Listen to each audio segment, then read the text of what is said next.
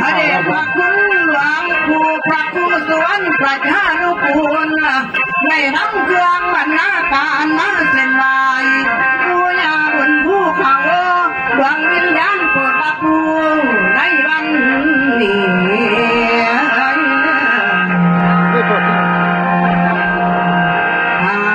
ละเบามาคอย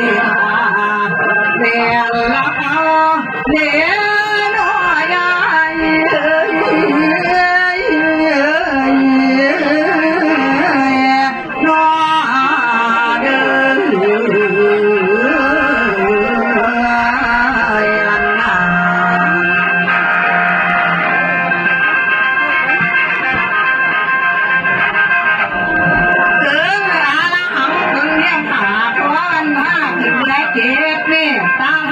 ผู้เจ้าให้ฉันเมาดอกก้าวก่อนแล้วเดินไม้แอนก่อนถวายปูญาบนภูเขานำมาทานบ้านข้าวเครื่องบริวารก่อนนำเหล่ามาถวายน้องจงเทวารักษาดามพ่อทั้งหลวงวิญญาณตัวคนไปจากโลกนี้ไปแล้วต่างเสียรุ่น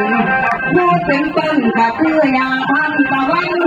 ผู้สังพันบนภูเขามารับโลกของไหลผู้สวรรค์ประชาลูกบุญพ่อสายติดในหัวลำทั้งหลายได้นำมาถวายไอ้ที่ลายอย่างเอ้ยเจ้าพันยาก็แม่ยาเอ้ยนี่เป็นโลกขนาดเขามาตลอดเป็นมาพาวุ้นทำหมันฟังโปรดสารมีลายผู้เพียรผู้ฆ่าใจไปสีน้ำถวายให้มาไล่หอมหอมทุกอย่างแม่ยาเอ้ยนี่เขาตอบได้ดอกให้หลายรุ่นรับประกันแล้วข้าป้อนเกินป้อนเกินดวงวิญญาณทุกบ้านอยู่ในเขตภูเขาเข้มเจ้ายาพันตะวันเจ้าผู้ขุนทรัพย์ของเจ้าข้าเจ้าผู้ที่จำใจแล้วผู้ขายพ่อทำสมาเล่นเกี่ยวและเจ้าผู้สอนการชื่อการเริ่มท่านได้ยินเสียงแล้วจำเรื่องลัง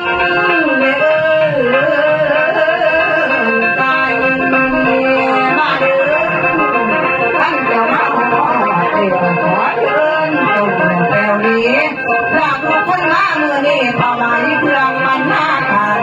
ให้แก่ดวงวิญญาณที่ตามน้ำมาหันตาเล่นตาเจ้าให้ตั้งที่ร้านห้องตั้งที่ก็ที่คนลูกแม่หญิงก็หายันระลึกใจไม่เป็นมันวันไหนหรือว่าดวงวิญญาณผู้คนเล่าใจขึ้นแทนแทนที่พบมาขอยอมมือลงเท้าขากับบ้านเดิม